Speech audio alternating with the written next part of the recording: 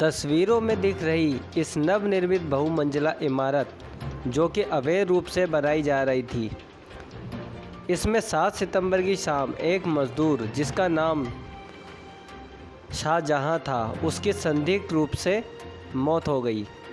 इस पूरे मामले में अलग अलग रूप से आशंकाएं जताई जा रही है। इस इमारत में काम कर रहे अन्य मजदूर का कहना है कि मृतक शाहजहां को किसी ने मारकर सेफ्टी टैंक में डाला है। असलम नाम है सर मेरा। असलम, क्या घटना हुई है यहाँ पे अभी? सर यहाँ पे जब मैं काम कर रहा था ऊपर में, तो मुझे मेरे ठेकेदार ने बताया कि यार किसी की शायद मौत हो गई नीचे में, चलो चल के देखते हैं। नीचे आए तो मुंशी भी मौजूद था, मेरा ठेकेदार भी था और 2-3 बंदे थे हमारे। उस सब ने मिल के देखा तो वो अंदर पड़ा हुआ था। तो फिर हमने देखा, पता चला कि मेरे गाँव का बंदा है। उसके बाद मैंने उसको बाहर निकाला और देखा, इतना ही देखा। उसके बाद सबको पता चला, सबको मैं बताया। क्या नाम था उस मजदूर का? उसका नाम शाहजहां था। तो ये साइड ही किसकी चल रही है?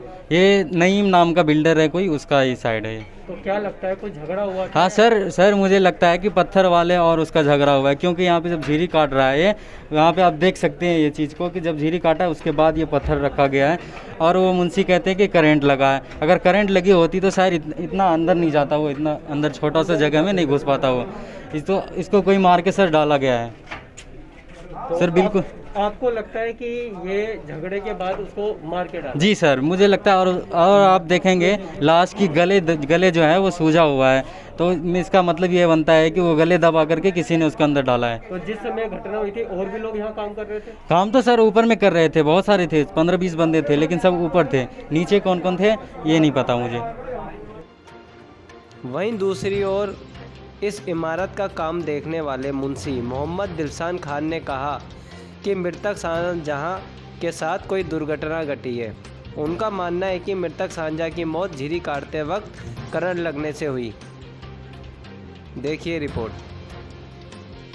मोहम्मद इरशाद खान।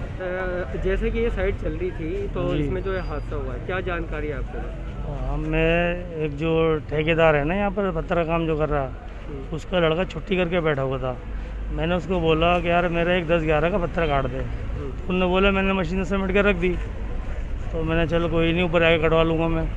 फिर मैंने इसका जो लड़का काम कर रहा था इसका मैंने थैला देखा, वही थैला वहाँ रेड कलर का थैला रखा, देखा हूँ आपको मैं। तो उस थैले के बाहर में तार जा रही थी, पर मैंने कहा तो बिजली वाले की तार जा रही है जो झिरी काटा दीवार में। तो मैंने कहा इसकी मशीन ले ले, जीने के नीचे मशीन रखी है। हो सकता है बारिश पड़ रही थी, जीना जो खुला है ना ओपन है ऊपर से, तो पानी बहुत आ रहा है, नीचे बारिश खुली थी। तो मैंने कहा इसने यहाँ साइड में रख के चला गया होगा, ये दिखाई नहीं दे रहा हमें। तो वो लड़का जो काम कर रहा था वो तो बैठा हुआ था बारिश की वजह से। तो वो जैसे ही नहीं गया, जाके उसने देखा तो वो मशीन तो थी नहीं, मशीन और आगे मतलब टैंक में पड़ी थी। तो क्या लगता है ये घटना के पीछे क्या वजह लगती है? करंट लगा जनाब, करंट लग करके उसको शॉर्ट हुआ होगा, वो इधर उधर मतलब गिरा होगा, तो उसके बाद नीचे गिर गया।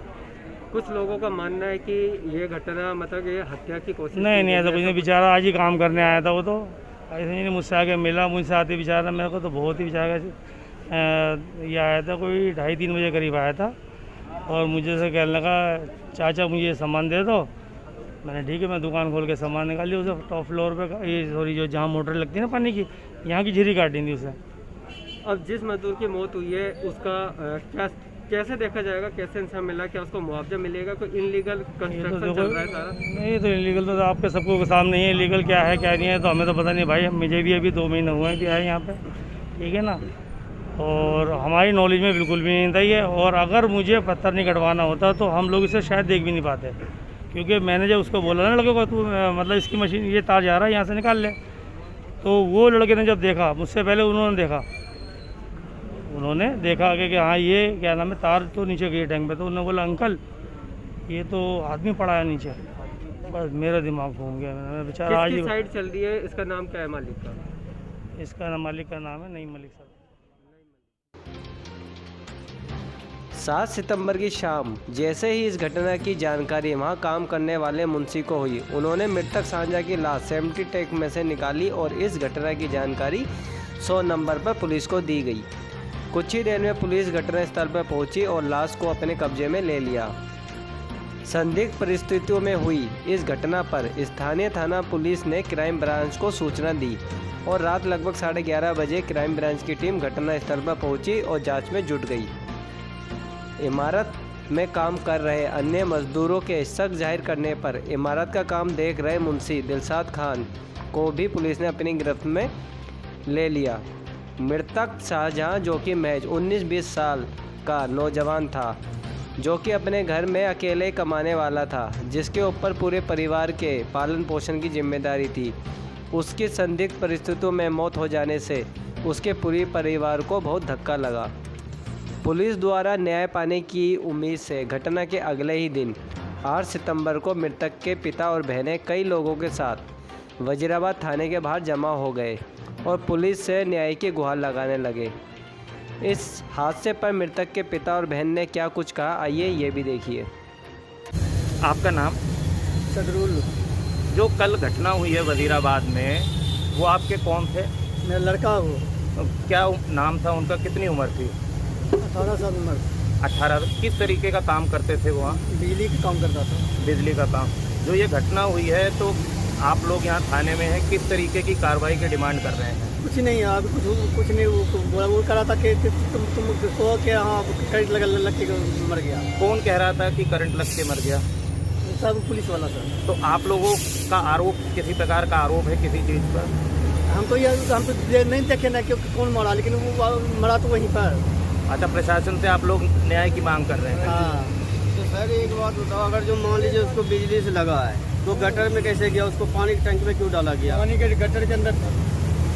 पानी के टैंक में वो कैसे गया? वो अगर जो उसको करंट लगा तो सूखा पे पड़ा होना चाहिए। कितने बजे की घटना थी कल? ये 7 बजे तो उसको निकाला गया है। 4 बजे तो निकाला आप लोगों ने था? नहीं निकाला, किसी और बंदे ने। हमें तो जब भी वहाँ पहुँचे तो वो निकाल के ऊपर पड़ा हुआ था, तो गीला बिल्कुल पड़ा हुआ था। किसी तरीके का दबाव प्रेशर आप लोगों के ऊपर प्रशासन द्वारा? अभी तक तो कोई दबाव नहीं है और आगे देखते क्या। पुलिस प्रशासन जांच कर रहा है इसमें? जी जांच कर रहा है इसके बारे में। आपका नाम?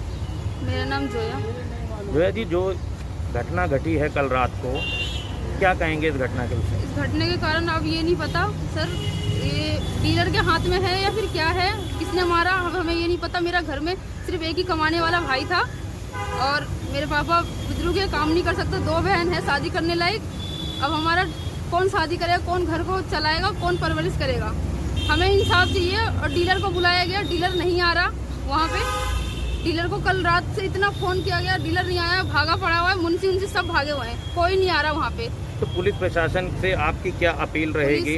उससे मेरे को ये है कि मतलब मेरी डेड बॉडी वहाँ पे जाना चाहिए, जहाँ पे वो मरा वहाँ जाना चाहिए। और फिर वहाँ से उनको डीलर को वहाँ बुलाया जाए, जो उसका घर है वहाँ पे उसको बुलाया जाए और उनसे हमारी बात होगी। आपका किसी तरीके का घटना पे किसी तरीके की आशंका है आपको? आशंका है मुझे। उसको अगर लाइट से मारा जाएगा तो वो उसको गटर में क्यों डाला जाएगा? वो गटर में डाला जाएगा तो वो अपने बचाव के लिए यूँ क्यों करेगा? उसको गटर में डाल करके पत्थर से ढांक दिया, ढांक करके वो अपने बचाव के लिए ऐसे हाथ कर रखा है, हाथ ऐसे कर रखा है। अगर लाइट लगेगा तो ऐसे करके रहेगा, कहीं पे भी फेंका जाएगा, कुछ भी हो जाएगा। उसको लाइट, शरीर पे कहीं चोट वगैरह के भी निशान? शरीर पे चोट है, यहाँ पे नस पे मारा गया है और नाक से खून निकला है। यहाँ पे हाथ में करंट लगा दिया है, मारने के बाद करंट लगाया गया है। तो पुलिस की तरफ से आप लोगों को क्या आश्वस्त किया गया है? पुलिस से हमें कुछ भी रियायत नहीं मिल रहा। उन्होंने हमें कुछ भी अभी तक नहीं कहा। बस उन्होंने ये कहा है मुझे नींद आ रहा, मैं सोने जा रहा हूँ, अब मैं सो जाऊँगा तो मैं उठ नहीं पाऊँगा, ये कह रहे हैं वो लोग। पुलिस शासन कोई साथ नहीं दे रहा हमारा। तो बॉडी पुलिस के कब्जे में है अभी? पोस्टमार्टम के उसमें है। मृतक शाहजहां का पोस्टमार्टम 9 सितंबर को किया गया, जिसकी रिपोर्ट आनी अभी बाकी है और पोस्टमार्टम की रिपोर्ट आने के बाद ही साफ हो पाएगा कि शाहजहां की मौत एक हादसा था या सच में उसका कत्ल हुआ है। फिलहाल इस पूरे मामले में दिल्ली पुलिस सभी पहलुओं को ध्यान में रखकर जांच कर रही है।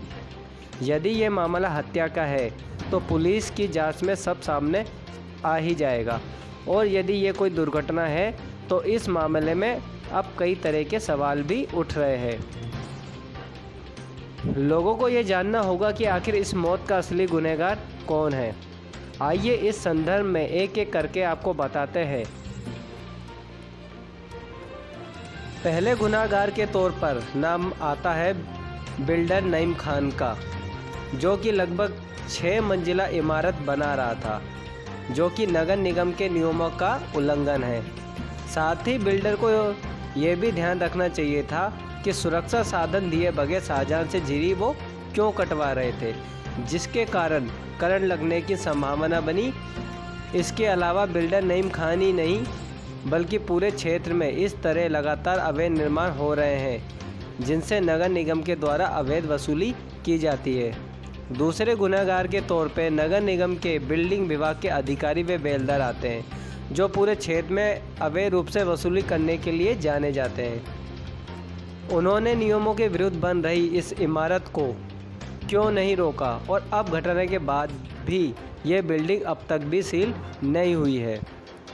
तीसरे गुनहगार के तौर पर स्थानीय थाना पुलिस के बीट ऑफिसर, जिनका काम था इस गैरकानूनी तरीके से बन रही इमारत का काम रुकवाना और नगर निगम से इसकी शिकायत करना, जो नहीं की गई। चौथे गुनहगार के रूप में क्षेत्र की निगम पार्षदा अमरलता सागवान का भी नाम है, जिन्होंने अवैध रूप से बन रही इस इमारत का ठीकरा बीजेपी शासित नगर निगम के अधिकारियों के सिर फोड़ दिया। आइए आपको निगम पार्षदा का भी ये बयान सुनाते हैं। देखिए, अभी मुझे कुछ देर पहले ही पता चला है कि यहाँ पे कोई अपना बिल्डर बना रहा था, उसमें किसी एक मजदूर की डेथ हो गई है। तो किस कारणवश हुई है, कोई कह रहा है कि करंट लगने से हुई है और सेफ्टी टैंक में भी उसकी बॉडी मिली है। तो क्या कारण है, पुलिस इस पर कार्रवाई कर रही है। अगर उसकी डेथ हुई है या उसकी हत्या की गई है तो उसके ऊपर तुरंत कार्रवाई करनी चाहिए, चाहे कोई भी बिल्डर अपना मकान बना रहा हो। और अगर उसका इस तरह से काम करते वक्त किसी की मृत्यु हो जाती है तो जो मकान बना रहा है उसको उसका मुआवजा देना चाहिए। और हमारे हमारी एमसीडी में बीजेपी की सरकार है, उनको भी इस पर तुरंत कार्रवाई करनी चाहिए, संज्ञान में लेना चाहिए इस बात को। पुश्ते रोड पे 6 मंजिले की इमारतें बन रही है, लेकिन इस पे एमसीडी अभी तक कुछ एक्शन नहीं ले रही, इसके बारे में क्या कहना है? ये एमसीडी में तो आपको पता ही है बीजेपी की सरकार है, और अगर इस तरह से कोई अगर 6 मंजिल मकान बना रहा है तो उस पर तुरंत कार्रवाई होनी चाहिए। बताया जा रहा है जो वो प्लॉट था वहाँ पे 7-8 पेड़ भी थे, जिसको बिना बताया उसको काट दिया गया, तो कहीं ना कहीं पर्यावरण का भी नुकसान है। नहीं तो अगर 7-8 अगर पेड़ वहाँ पे थे तो पेड़ किसकी परमिशन से काटे गए, क्यों काटे गए, ये तो फिर उनको अपना वन विभाग है उनसे परमिशन ली है, उन लोगों ने नहीं ली है। इस पर भी तो तुरंत कार्रवाई होनी चाहिए। ये जो बिल्डिंग है क्या अब सील की जाएगी? देखो, अभी पुलिस अपनी कार्रवाई कर रही है और हमारे एमसीडी भी अपना देख रही है इसमें कि क्या इसमें उचित कार्रवाई की जानी चाहिए। अगर ऐसा कुछ है तो बिल्डिंग को उसके ऊपर कार्रवाई होगी। तो क्या आपकी किसी पुलिस वाले से बातचीत हुई इस मैटर को लेके कि मतलब? जी, अभी मेरी थाने के वजीराबाद जो SHO हैं उनसे भास्कर जी से मेरी बात हुई है। वो ये कह रहे हैं कि करंट लगने से मृत्यु हुई है और कुछ लोग हैं कि उसको अगर बॉडी का पोस्टमार्टम हो जाएगा तो क्या कि अगर उसकी मृत्यु हुई है या उसको मारा गया है तो वो तो पोस्टमार्टम की रिपोर्ट से पुष्टि हो पाएगी। अगर पोस्टमार्टम हो जाता है तो उसके परिवार को हो सकता है कि ठीक से उसके ऊपर उनके मुआवजा मिल जाए। तिमारपुर बाड़वारा की निगम पार्षदा अमरलता सागवान ने नगर निगम के बिल्डिंग विभाग के अधिकारियों व बेलदारों को भ्रष्ट बताकर बीजेपी को दोषी ठहरा दिया, लेकिन उनके इस बयान से बीजेपी और क्षेत्रवासियों को क्षेत्र में सक्रिय भ्रष्ट गठजोड़ में उनकी भूमिका नहीं है, इस पर संतुष्टि नहीं हो रही है। सभी तरह के बयान और तथ्य अब आपके सामने हैं, तो आप सभी ये स्वयं तय करें कि अब मृतक के परिजनों को इंसाफ कैसे मिलेगा। अगर ये हादसा कोई हत्या है तो इस मामले की न्यायिक जांच हो और आरोपियों को सख्त से सख्त सजा मिले, और यदि ये दुर्घटना है तो इस दुर्घटना के लिए उपरोक्त सभी को दोषी माना जाए, साथ ही मृतक के परिजनों को उपयुक्त मुआवजा दिया जाए। आखिर में इस घटना से संबंधित जानकारी के अनुसार मृतक के परिजनों पर समझौता करने के लिए पुलिस व बिल्डर की तरफ से लगातार दबाव बनाया जा रहा है। साथ ही इस मामले में चुप्पी साधने के लिए परिजनों को धमकी भी दी जा रही है। ये सारी जानकारी मृतक के परिजनों द्वारा देशगाथा टीम को बताई गई। अब देखना होगा कि इस मसले पर आगे क्या कुछ होता है। क्या नगर निगम इस अवैध रूप से बन रही इमारत को सील करेगी? क्या मृतक के परिजनों को नगर निगम द्वारा मुआवजा दिया जाएगा, या फिर भ्रष्ट गठजोड़ किसी भी तरह से इस मामले को रफा दफा करने में कामयाब होगा। तो देखते रहिए देशगाथा, जिसके ज़रिए हम आगे भी आपको इस मामले से संबंधित सभी तरीके की जानकारी देते रहेंगे। नमस्कार।